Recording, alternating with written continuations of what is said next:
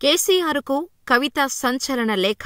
అసంతృప్తితో కవిత ఉన్నారా? కవిత బీఆర్ఎస్ కు గుడ్ బై చెప్పేస్తారా? బీఆర్ఎస్ అధినేత కేసీఆర్కు బీఆర్ఎస్ ఎమ్మెల్సీ కవిత లేఖ రాశారు. ఆ లేఖ ఇప్పుడు తెలంగాణ రాష్ట్ర రాజకీయాల్లో సంచలనం రేపుతోంది. వరంగల్ సభ సక్సెస్ అయిందంటూనే పార్టీలో జరుగుతున్న పరిణామాలపై కేసీఆర్కు 6 పేజీల లేఖలో పలు అంశాలపై సుదీర్ఘంగా చర్చించారు. మై డియర్ డాడీ అంటూ కేసీఆర్కు రాసిన 6 పేజీల లేఖలో వరంగల్ సభ సక్సెస్ అయిందంటూనే పార్టీలో జరుగుతున్న పరిణామాలపై సుదీర్ఘంగా చర్చించారు. ఈ లేఖ బయటకు రావటంతో కల్వకుంట్ల కవిత బీఆర్ఎస్ కు గుడ్ బై చెప్పేస్తారా? పార్టీలో తనకు ప్రాముఖ్యత దక్కకపోవటం పట్ల తీవ్ర అసంతృప్తితో కవిత ఉన్నారా? పార్టీని వీడి కొత్త పార్టీ పెట్టనున్నారా? అనే అనుమానాలు పుట్టుకొస్తున్నాయి. దీనికి తోడు బీఆర్ఎస్ పార్టీ అధినేత తన కన్నతండ్రి అయిన కేసీఆర్కు రాసిన ఘాటు లేఖ చూస్తుంటే అవునని అనక తప్పదని రాజకీయ విశ్లేషకులు అంటున్నారు. అంతగా ఈ లేఖలో ఏముంది అనుకుంటున్నారా? కవిత ఈ లేఖలో పార్టీ తీరుపై నేరుగా కేసీఆర్కే ప్రశ్నలు సంధించారు. బీజేపీతో బీఆర్ఎస్ దోస్తీ వ్యవహారాన్ని పరోక్షంగా ప్రస్తావించారు. ఆ వివరాలను ఇప్పుడు తెలుసుకుందాం. బీఆర్ఎస్ సిల్వర్ జూబ్లీ విజయవంతం కావటంపై మీకు నా హృదయపూర్వక అభినందనలు. సిల్వర్ జూబ్లీ తర్వాత కొన్ని అంశాలు నా దృష్టికి వచ్చాయి. వాటిని మీతో పంచుకోవాలనుకుంటున్నాను. సిల్వర్ జూబ్లీ వేడుకల్లో మీ ప్రసంగంతో క్యాడర్లో కొత్త ఉత్సాహం కనిపించింది. మీ ప్రసంగం మొదటి నుంచి చివరి వరకు అందరూ శ్రద్ధగా విన్నారు. ఆపరేషన్ కగారు గురించి మీరు మాట్లాడిన విధానం అందరికీ నచ్చింది. మీరు చెప్పిన కాంగ్రెస్ ఫెయిల్ అన్న మాట బాగా పాపులర్ అయింది. పహల్గాం బాధితుల కోసం మీరు మౌనం పాటించటంపై అభినందనలు వెల్లువెత్తాయి.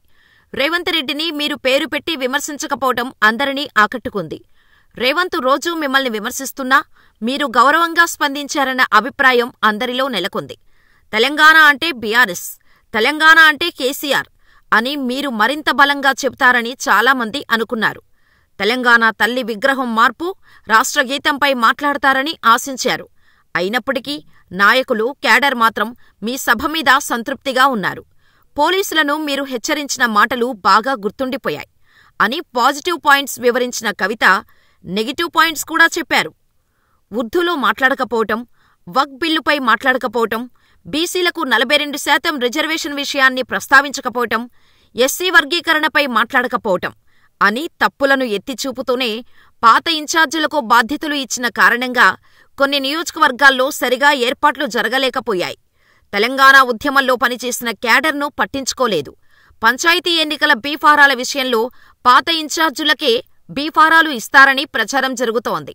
ఈ విషయంలో కొత్త ఆశావాహుల మధ్య అసంతృప్తిని కలిగిస్తోంది. కింది స్థాయి నాయకులు మీతో ఫోటో తీసుకోవాలనే ఉత్సాహాన్ని చూపించారు. కానీ వారికి ఆ అవకాశం లేకపోవటం మీ దగ్గరకు రాక మానేశారు.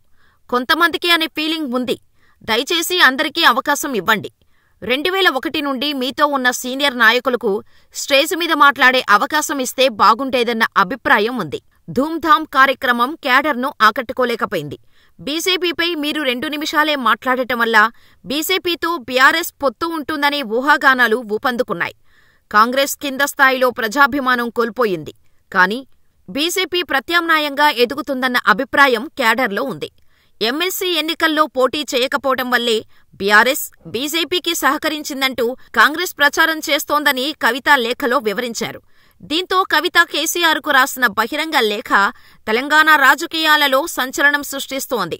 అదే సమయంలో ఆ లేఖ కవిత రాసి ఉండకపోవచ్చునని కూడా కొందరు అంటున్నారు.